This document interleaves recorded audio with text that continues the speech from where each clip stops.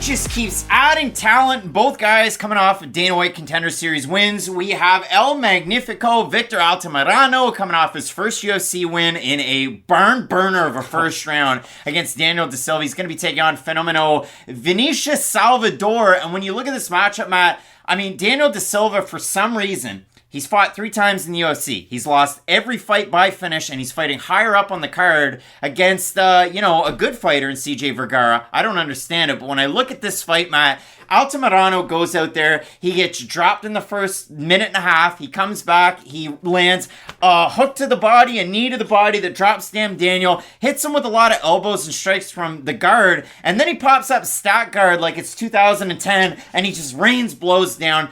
That was Altamirano's last fight. Performance bonus. He looks so good. That matchup. He looked great in that one. He's the former LFA flyweight champ. He won on Contender Series against Carlos Candelario. A split decision win there for Altamirano. Loses the first round, won the second round, won the third round, in my humble opinion. But for Altamirano, what I absolutely love, and we saw a little bit of that in his UFC debut against Carlos Hernandez. Altamirano is one of those guys, you set it in gear, he goes, and he can turn it up as the fights go on. And I love to see that, especially in that fight against Candelario, where you saw him land a decent level of strikes in the first round. In the third round, it was up above 50 significant strikes. So you love to see that out of Altamirano. VFit House of Champions is the gym that he comes out of. He has a good grappling base. He does have a really good boxing base, likes to mix it up. To the head, to the body. Altamirano, one of those fundamentals guys. But the thing that scares me a little bit about him is he doesn't just start off hands high and they come down. He starts off with his hands about chest high, and he can get clipped.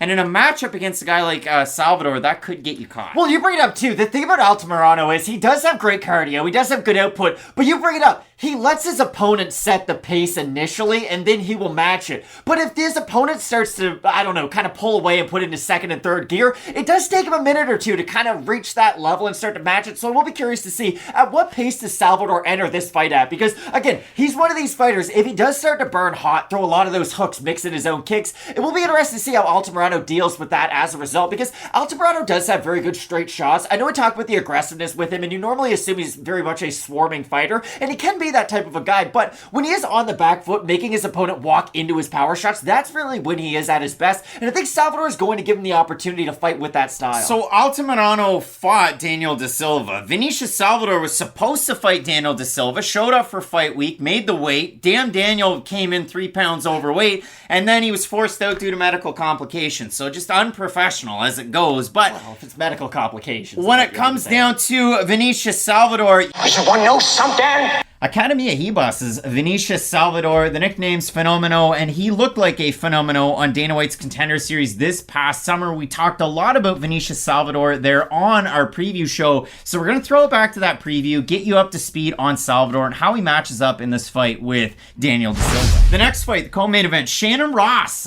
Listen, this is the one where I went down through it. He's 13-5. He's 33 years old at flyweight, where you're usually on your way out the door at that point. He hasn't competed at 125 pounds since 2018, and it's a little bit of a head scratcher of a fight. He's taking on Brazil's Vinicius Salvador. You go down through it. He was 12-4 before he beat a debuting fighter back not that long ago. So beating a debuting fighter at 12-4 gets you an opportunity on Dana White's Contender Series. And for Vinicius Salvador, he's beating guys he should beat.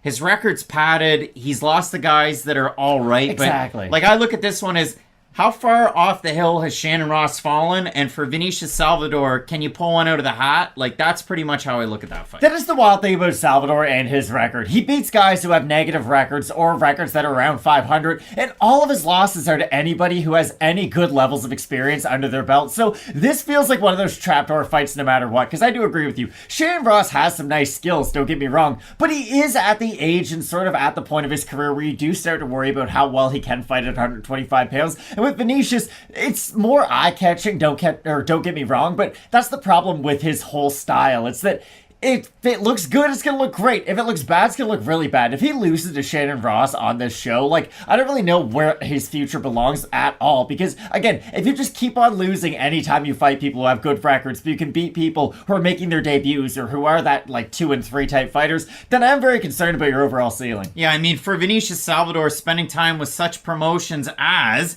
like the SFTs of the world, the Jungle Fights. I mean, fought with Max Fight, Pentagon Combat, Arena Global. Shudo Brazil.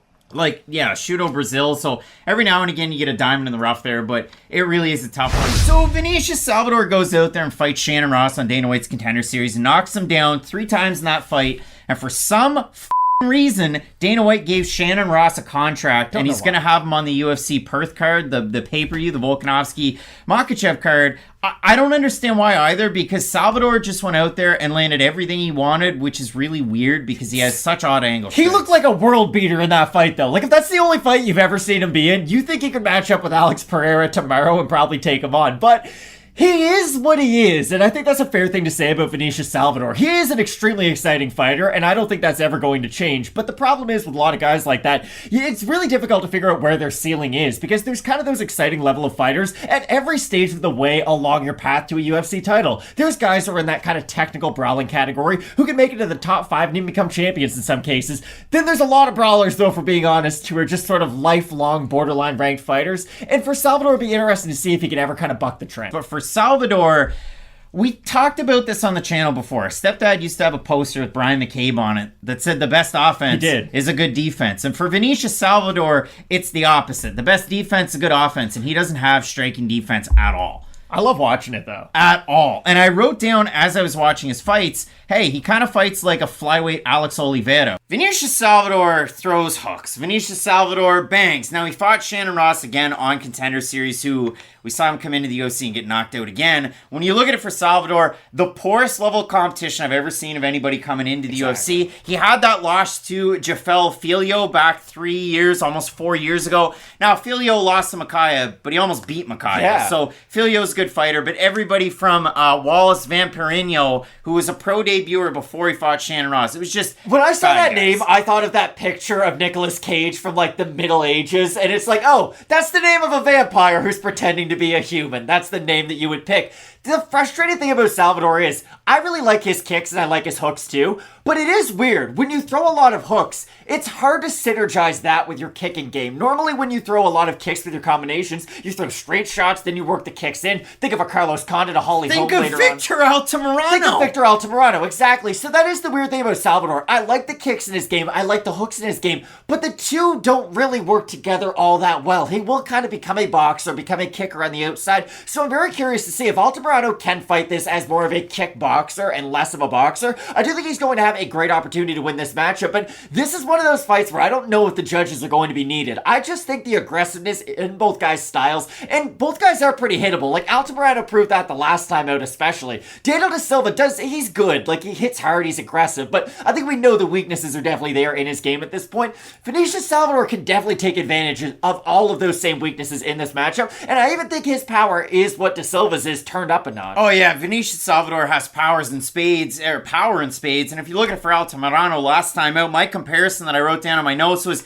he looked like a pocket version of Dricus Duplass. He was walking him across the cage, and then at the end of every combination of flurry, he'd either throw a low kick, a kick to the body, or he'd throw one high. And you really like to see a guy mixing it up that way. When you have a look at the odds, they're very, very close. Ever so slightly, they edge Vinicius Salvador. We have a look at the Tapology votes. Matt, surprised us, they are to you. Now, I should say this. We both had Altamirano to beat Daniel Da Silva. We both had Salvador to beat Daniel Da Silva as well. So throw that one out there. I'm going to say over, under. I think it'll be close. Yeah. But I'm going to say over under 67.5% Salvador. I think it'll be under. I think it's going to be under.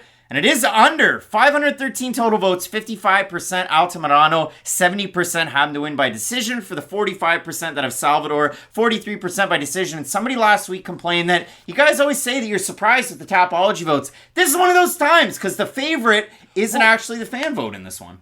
I was going to say, I think Altamirano... I actually have Victor Altamirano in this fight. I know it's a very dangerous matchup for him, but there's a reason I brought up straight shots and hooks like 7 times in this preview and breakdown. I worry about Salvador walking into a lot of those straight shots from Altamirano. Now, if he is able to collapse that range, go to the body, work in some of those hooks, of course he can have success, but that's a very difficult range to initially get past, and I don't think Altamirano is one of these guys who's going to eat a couple shots and then fade as the fight goes on. I do think he's going to have that lasting ability, so I realize it's a very dangerous fight for both guys, but I do have the slight... It's a pick'em fight. I guess I just have Victor Altamirano in the matchup. Matt, Victor Altamirano is the youngest looking 32-year-old. Vinicius Salvador is the oldest looking 26-year-old. So a little bit of Benjamin Button going on there. I like Victor Altamirano because I didn't mention it, but Salvador holds his hands low, period. And I know Altamirano getting dropped his last time out does definitely raise some alarm bells. I did like it. He had a little bit of Shannon Ross in him because he got dropped, his eyes were to the ceiling, and then he right back into it, popped right back up. And Dan Daniel can hold some guys down. We've seen De Silva have some pockets of glory in his UFC tenure, even though he's lost all 3 by finish. I do like the fundamentals out of Victor Altamirano, so I'm feeding that fed horse. But both of us going with the man representing Mexico and Texas, and Victor Altamirano should get a big pop out of that San Antonio crowd in the Alamo City. Some big-time fights on this card, including one up a division from this. Man, Marlon Vera taking on Corey Sandhagen. Can't wait for it. Keep it locked in with Fight Night Picks, we always say. Let's get into it.